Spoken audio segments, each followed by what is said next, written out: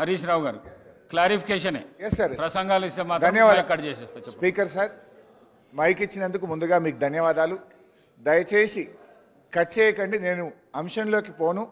ముఖ్యమంత్రి గారు మాట్లాడిన దానికి క్లారిఫికేషన్ ఇచ్చే ప్రయత్నమే తప్ప నేను దయచేసి ఇతర అంశాల్లోకి పోను. కానీ మీరు దండం పెడితే జర మైక్ కట్ చేయకుండా. అధ్యక్ష, ఇప్పుడు గౌరవనీయులు ముఖ్యమంత్రి గారు సిద్దిపేట, గజ్వేల్, ఓల్డ్ సిటీ మీద ప్రజల మీద తన అక్కసును వెలగుచ్చే ప్రయత్నం చేసినారు. సిద్దిపేటలో కాంగ్రెస్ పార్టీ గెలవలేదనో, గజ్వేల్లో కాంగ్రెస్ గెలవలేదనో, ఒక్క నిమిషం, ఓల్డ్ సిటీలో గెలవలేదని ఆయన ఏమన్నారంటే బిల్లులు అక్కడ ప్రజలు కట్టలేదు అని అన్నారు. ఇది వాస్తవం కాదు. అక్కడ ఏదైనా ఒక లిఫ్ట్ ఇరిగేషన్ ప్రాజెక్టుదో ఒక ఇండస్ట్రియలిస్ట్ ఎవరైనా కట్టకపోతే ఇవాళ మీరు ప్రభుత్వంలో ఉన్నారు కనుక మీరు ఆ బిల్లులు వసూలు చేయండి తప్ప మొత్తం ఆ నియోజకవర్గ ప్రజల్ని బదనాం చేసే విధంగా మాట్లాడడం సబబు కాదు అని మీ ద్వారా విజ్ఞప్తి చేస్తున్న అధ్యక్ష. ఇక రెండో విషయం అధ్యక్ష, ముఖ్యమంత్రి గారు ఇంకో విషయం అన్నారు. బీఆర్ఎస్ పార్టీ కాంగ్రెస్తో పొత్తు పెట్టుకుంది, తెలుగుదేశంతో పెట్టుకుంది, ఎంఐఎంతో పెట్టుకుందని అన్నారు అధ్యక్ష. అవును, మేము పెట్టుకున్నాం. నిజంగా టీఆర్ఎస్ పార్టీ ఆ రోజు 2004లో కాంగ్రెస్ పార్టీతో పొత్తు పెట్టుకొని మీరు తెలంగాణ ఇస్తామని కామన్ మినిమం ప్రోగ్రాంలో పెట్టి రాష్ట్రపతి నోట చెప్పి మీరు మోసం చేసిండు కనుకనే మిమ్మల్ని వదిలిపెట్టి ఆ రోజు తెలుగుదేశం పార్టీతో పొత్తు పెట్టుకున్నాం అధ్యక్ష. అయితే ఇవాళ మేము తెలుగుదేశంతో పెట్టుకున్నా, కాంగ్రెస్తో పెట్టుకున్నా, ఎవరితో పెట్టుకున్నా మొత్తం ఈ రాష్ట్ర దేశ రాజకీయ వ్యవస్థను ఒప్పించి మెప్పించి తెలంగాణ సాధనలో భాగంగా చేసినాం. ఇవాళ మేము సక్సెస్ అయినాం. మా ప్రయత్నం వల్లనే ఇవాళ తెలంగాణ వచ్చింది. లేకపోతే ఆ రోజు తెలుగుదేశం తెలంగాణకు జై తెలంగాణ అంటేనే పెట్టుకుంటామన్నాం. మాకు సీట్లు, ఓట్ల కంటే కూడా రాజకీయ వ్యవస్థను ఒప్పించాలి, మెప్పించాలి, ఈ రాష్ట్రాన్ని సాధించాలని ఒక వ్యూహాత్మక భాగంలో మేము చేసినాం. ఇవాళ విజయం సాధించినాం. ఇవాళ రాష్ట్రాన్ని మేము సాధించినాం అనేటువంటి విషయాన్ని ముఖ్యమంత్రి గారు గుర్తుపెట్టుకోవాలి. ముఖ్యమంత్రి గారు ఆయన వ్యక్తిగతంగా పదవుల కోసం ఆయన పార్టీలు మారింది తప్ప మేము ఇతర రాజకీయ పార్టీలతో పొత్తు పెట్టుకుంటే తెలంగాణ కోసం మేము పెట్టుకున్నాం అధ్యక్ష. జూబ్లీ హిల్స్ ఎమ్మెల్యే గారిని కూడా last 1 minute, Jubilee hills MLA గారిని కూడా ఇవాళ అవమానపరిచినారు. జూబ్లీ హిల్స్ ప్రజలు, విజ్ఞులైనటువంటి ప్రజలు మా ఎమ్మెల్యే గోపీనాథ్ గారిని గెలిపిస్తే ఏదో ఎంఐఎం పోటీలో పెట్టడం వల్ల ఆయన గెలిచిండని జూబ్లీ హిల్స్ ప్రజల్ని అవమానపరిచే విధంగా జూబ్లీ హిల్స్ ఎమ్మెల్యే గారి పేరు కూడా తీసుకోలేదు. వారికి ఎందుకు వస్తారు? వివేకానంద గారు సార్, వారు తెలంగాణ వారి ఎలా గౌరవ సభ్యులు మాట్లాడుతూ సిద్దిపేట ప్రజలు బిల్లులు ఎక్కడ కూడా ప్రజలు అనే పదం రాలే ఉంటేదాన్ని తప్పకుండా మీరు ప్రజల పదం రాలే. ప్రజల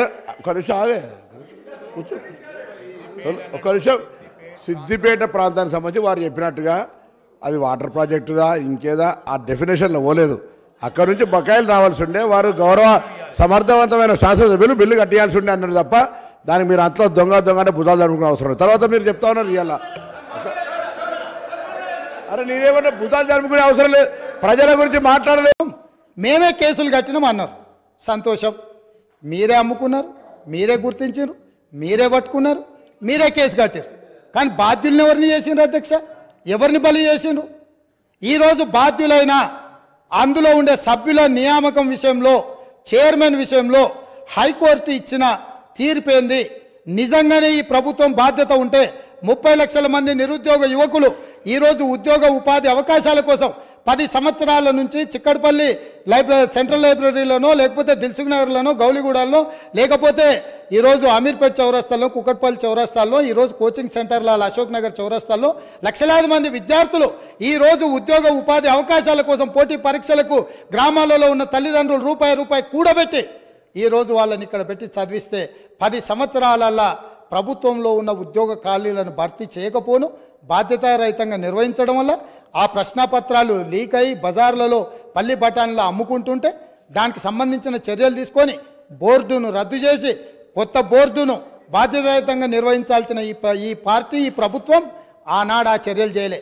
ఎన్నికల్లో వచ్చినప్పుడు వాళ్ళని కొంతమంది విద్యార్థులను పిలుచుకొని కూర్చొని మాట్లాడి మంత్రి గారు చెప్తారు, అవును తప్పు జరిగింది, మళ్ళీ మూడోసారి అవకాశం ఇస్తే మిమ్మల్ని నిండా ముంచుతామని వాళ్ళకి మాటలు చెప్తున్నారు. తప్పు జరిగిందని మీరు గుర్తించినప్పుడు, మీ పాత్ర అందులో లేనప్పుడు పాత్రులైన బాధ్యులైన వాళ్ళ మీద చర్యలు తీసుకోవడానికి మీరు ఆ పరీక్షలను నిర్వహించిన వాళ్ళ మీద బోర్డులో నియమించిన సభ్యులకు అర్హత లేదు అని కోర్టు కూడా ప్రభుత్వానికి సూచన చేసినప్పుడు యుద్ధ ప్రాతిపదికన చర్యలు ఎందుకు తీసుకోలేదు?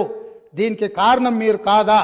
ఇలాంటి 10వ తరగతి పరీక్ష నిర్వహించలేనోళ్ళు, 12వ తరగతి పరీక్షల పేపర్లు దిద్దలేనోళ్ళు, తెలంగాణ పబ్లిక్ సర్వీస్ కమిషన్ ద్వారా ప్రభుత్వ ఉద్యోగ నియామకాలు చేపట్టలేనోళ్ళు ఖచ్చితంగా సిగ్గుతో తల వంచుకోవాల్సిందే. తెలంగాణ సమాజానికి క్షమాపణ చెప్పి తీరవలసిందే అధ్యక్ష. ఇది మర్యాద కాదు. నేను అడుగుతా నాకు బిడ్డగా నా పిండ ప్రయాణం చేసిరు, ఇవాళ బతుకున్నాను పిండ ప్రయాణం చేస్తాం. వీళ్ళు వాళ్ళని ఏం చేయాలి అధ్యక్ష? వాళ్ళకి బాధ్యత లేదా? బాధ్యత లేదని అడుగుతా ఉన్నా. 10 ఏళ్లలో వీళ్ళు తెలంగాణలో మేము పొడిచినాం, మేము తెచ్చినాం, మేము బంగారు తెలంగాణ ఇచ్చాం. ఏం చేసిన అధ్యక్ష 10 ఏళ్లలో? 10 ఏళ్ళలో ఎందుకు చేయాలి? 10 కరీంనగర్ జిల్లా ప్రజలకు ఆనాడు నాకంటే ముందు పార్లమెంట్ సభ్యులు గౌరవ చంద్రశేఖరరావు గారు తెలంగాణ ఉద్యమాన్ని, తెలంగాణ నినాదాన్ని కాపాడుకోవడానికి ఉప ఎన్నికల్లో మళ్ళీ గెలిపిస్తే నా చర్మం వెలిచి చెప్పులు కుట్టిస్తాను. ఈ ప్రాజెక్టు చేయవా అధికారంలోకి వచ్చినాక? నీ బాధ్యత లేదా? నా పిండ ప్రదానం చేసిన దాంట్లో ఈ శాసనసభ్యులు ఉన్నారే, ఇలా మీ బాధ్యత లేదా? ఇలా మీరు మాట్లాడుతాను అధ్యక్ష. నా ప్రాజెక్టుకి సంబంధించి ఎందుకు చేయలేదో కూడా జవాబు చెప్పాల్సిన అవసరం నా జిల్లా ప్రజలకు వీళ్ళకి ఉందనే మాట మనం చెప్తాను. మంత్రి గారు నేదునూరు గురించి అడిగారు. మళ్ళా రాజకీయంగా చర్చ మొదలుపెట్టే ప్రయత్నం చేస్తా ఉన్నారు గౌరవనీయులు. మేము అడుగుతా ఉన్నాము, ఎవరైతే సిపిఐ సభ్యులు వారి చర్చ ఇంకా జరిగేది ఉందో చెప్పండి. తర్వాత వారి పూర్తి స్థాయిలో క్లారిఫికేషన్లో అడగమనండి సార్. తప్పకుండా పూర్తి స్థాయిలో వారు జవాబు చెప్తారు పవర్ మంత్రి గారు. దయచేసి మరి ఆ చర్చను కొనసాగించే విధంగా సిపిఐ గౌరవ శాసనసభ్యులకు అవకాశం అనుకుంటారు. సార్ అది జైపూర్ ఫౌండేషన్ వేసినాడు వేసారు. నా పిండ ప్రదానం చేశారు ఒక సభ్యుని ఆవేదన చెప్పుకుంటాడు. కడప కర్నూలు గురించి మాట్లాడతారు అధ్యక్ష. నా జిల్లాలో ఎందుకు చేయలే? పిండ ప్రదానం చేశారు కదా అని అడుగుతాను అధ్యక్ష. ఇవాళ ఎందుకు మీరు ఆ ప్రాజెక్టు చేపట్టలేని అడుగుతా, దానికి ఎందుకు సార్? మంత్రి గారు అడిగిన ప్రశ్నకు జవాబే ఇవ్వండి మీరు దయచేసి. ఇలా బాధ ఎక్కడ అనిపిస్తుంది సార్ అంటే, సరే మంత్రులకు ఆవేశం రావచ్చు, పాపం వారికి ఏదో గతంలో ఏదో అవమానం జరిగిందని బాధపడుతుండొచ్చు. కానీ మరి స్వయంగా ఈ ముఖ్యమంత్రి గారే మా నాయకుడు కేసీఆర్ గారి పిండం పెడతా అని చెప్పి మాట్లాడిన నాయకుడు సార్. దాని గురించి నేను పోను, కానీ దాని లోపలికి నేను పోను. కానీ అధ్యక్ష వారికి తెలవాలా, మంత్రి వారికి తెలవాలా. ముఖ్యంగా శ్వేతపత్రం ప్రచురించింది ప్రభుత్వం, అన్ని సమగ్రమైన సమాచారంతో అవగాహనతో రావాలి.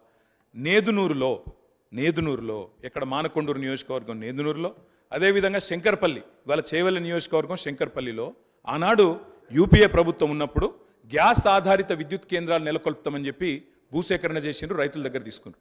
మేము టీఆర్ఎస్ పార్టీగా ఆనాడు ఒక దగ్గర ధర్నా చేయలే, ఒక వ్యక్తికి వ్యతిరేకంగా ధర్నా చేయలే. కేంద్ర ప్రభుత్వమే తీసుకున్న నిర్ణయాన్ని గ్యాస్ ఆధారిత విద్యుత్ కేంద్రాలు ఎందుకు పెడతలేరు? బొగ్గు లేని విజయవాడలో ఎందుకు పెడతారు? బొగ్గు నీళ్లు లేని రాయలసీమలు ఎందుకు పెడతారు? మా కాడ ఎందుకు పెట్టరు అని ఆనాడు తెలంగాణ ప్రయోజనాల కోసం